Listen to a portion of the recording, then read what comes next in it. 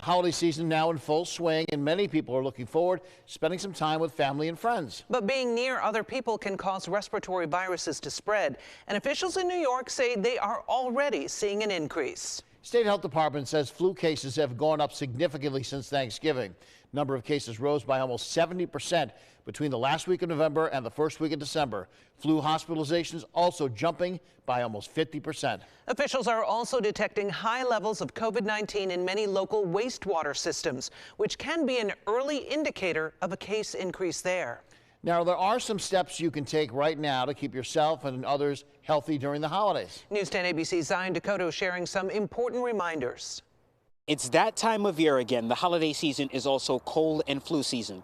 Warren County officials taking precautions to help manage the spread of those illnesses. Janelle Jones, Public Health Director for Warren County, says don't count COVID out yet. As a community, we've kind of put COVID in the back burner, and it's not kind of as significant, but it still could cause a significant illness. The health official says there are 16 cases of COVID reported to the county at the moment. We are seeing illness severe enough to have people in the hospital, so my general recommendations is definitely vaccinate. It's not just COVID.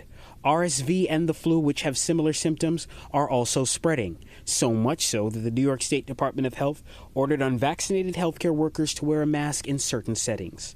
Glens Falls Hospital is now taking it a step further, requiring everyone visiting the facility and off-site locations to wear a mask. The Albany Med Health System is not changing its policy.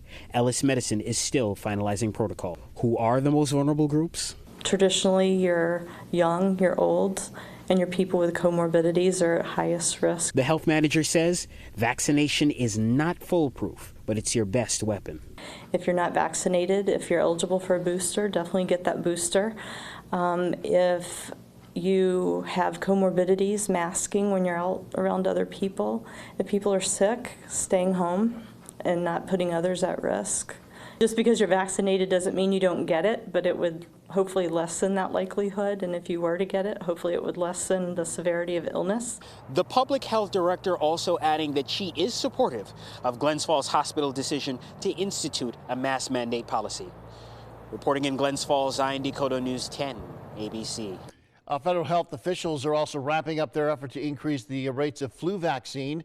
The Centers for Disease Control and Prevention releasing a new ad campaign encouraging everybody out there to get the shot. Older adults and young children are most at risk for severe illness or even death from the flu. Even if you're not worried about yourself, your decision to get vaccinated could impact those around you.